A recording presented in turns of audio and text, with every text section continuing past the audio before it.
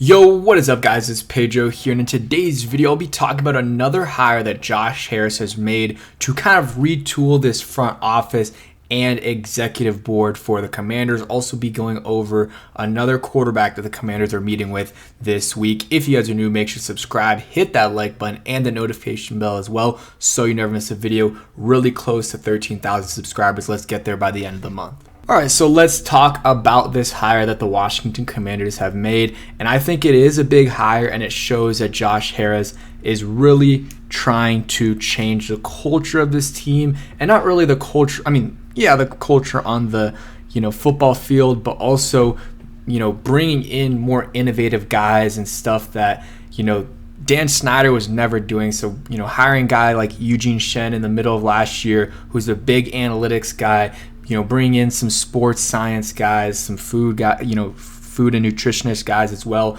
that, it just shows that he's willing to invest a lot more into this team, and not only just in the stadium and the facilities, but also in the people that they bring in as well. And that's kind of what I talked about when Josh Harris first came in, is the biggest effect it would be is stuff like that, because the stadium, that takes a while. Practice facility, honestly, that takes a long time to plan and really make one. But this stuff, you can bring in people that can change stuff right away. And we're going to go over Dave Gardy, who they signed, and some other guys that they hired this offseason. I guess technically signed, but it's not a player. And then also go over someone that they're meeting with this week for top 30 visits. So they're hiring former NFL executive Dave Gardy as the Senior Vice President of Football Initiatives. He's going to handle assorted in-game management duties and will support the coaching staff and front office on compliance with league protocols, officiating trends, and health and safety guidelines. So a lot of different stuff. Seems like he might be involved in some game management decisions. I'm not sure if I'm reading that right. And then going to help the coaching staff and front office a little bit, making sure they're good with the league protocols. Going to be looking at officiating trends. Like, stats on that is very, very are important when you're looking, because some officials call certain penalties more. So if going into it, the strengths and weaknesses of these officials, it does give you an edge. And in the NFL at the highest level, every small edge you can get is absolutely huge, because these guys are the elite of the elite. So there's really not a huge separation between them like there is in college and then of course high school. In the NFL, every small edge you can get is a big deal. So hopefully they can, this will help them out, and I think it will. Peter Strager says NFL league office fixture and mentored about 50 young men and women in front offices around the league. Gardy leaving Park Avenue to go to the club's side of things is big. So this is a big hire, well-respected guy around the NFL.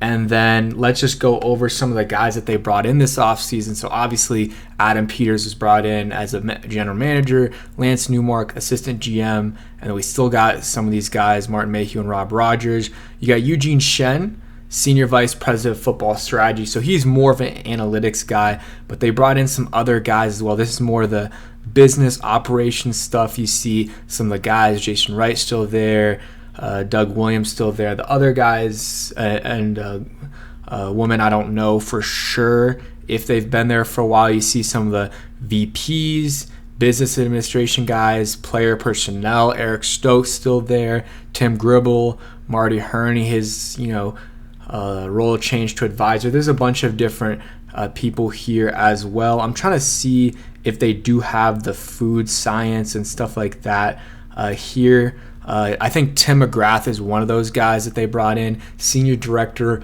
of player health and performance, assistant strength and conditioning, head strength and conditioning. So they brought more of those people in, team dietitian. And some of these people are already here, but bring in a lot more people. And the more innovative stuff, I think, is a big deal, and it's a good thing, and it's a thing that a lot of the good teams are doing. And I think that Josh Harris is trying to get ahead of that, and that's a huge thing. That I keep saying huge thing, but that's something that Dan Snyder wasn't doing, and he wasn't willing, especially the last 5, 6, 7 years where he didn't have a lot of money. He wasn't willing to invest in these extra things, and the small edges you can get are very helpful to being a winning franchise in this league. That's what the winning franchises do. They have owners that invest a lot of money. So it doesn't mean guaranteed you're going to be a better team, but it definitely is a good thing, in my opinion, that Josh Harris is doing. I think he's going to continue to make these hires. Every few weeks or months we hear about a new hire, and it'll slow down once he gets the right people in. But next year, even too, Adam Peters is going to be bringing in his own scouts, because right now it's still a lot of the old people that were here under Ron Rivera, but that'll change sometime soon. They're going to have a top 30 visit with J.J. McCarthy. His final visit will come Tuesday and Wednesday when he's scheduled to meet with the Commanders. After that he'll have visited the Commanders, Patriots, Giants, and then private workouts with the Vikings, Broncos, and then Giants as well. I don't think he's going to be the quarterback here. I hope he's not. There are some fans that do want him as a quarterback at 2, but I have Caleb over him, I have Jaden over him, and I have Drake over him. So he's quarterback 4 for me, and will not be happy if we take him. And there's no trading back. Like, if you're taking a quarterback here, you're taking the one you want at 2, because then it just shows that you're willing to miss out on that guy. So yeah, I believe it's gonna be Jaden Daniels at 2. Could be Drake May. We just really don't know for sure until the draft pick is in, and Roger Goodell is announcing that pick on, the 25th? April 25th, about 10 days away, maybe 26th. I'm very, very excited for the draft. I might be doing a live stream going over the first round, or really just not even the first round, the first couple picks, and then calling it a day.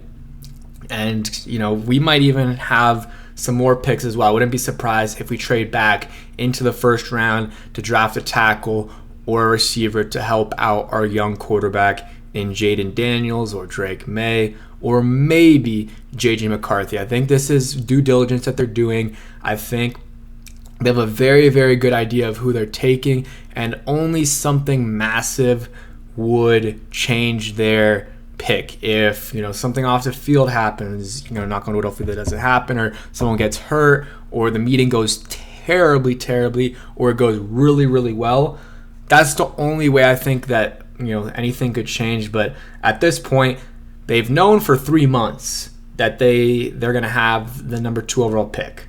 So I think they've had a good idea of who they're taking, and really they're just finalizing things right now, doing their due diligence, and honestly seeing who that guy will. Maybe they're trying to figure out who would be a good fit with that guy in the second round and the third round, whoever that is. If it's Drake May, if it's J.J. McCarthy, or if it's Jaden Daniels, they want to see who, maybe do a, rest in peace, but Dwayne Haskins situation where they draft him and they draft Terry McLaurin as well. One of those players worked out, but maybe they want to bring in someone like Brian Thomas for Jaden Daniels, or trade for Brandon Ayuk or something else. That is something that could happen.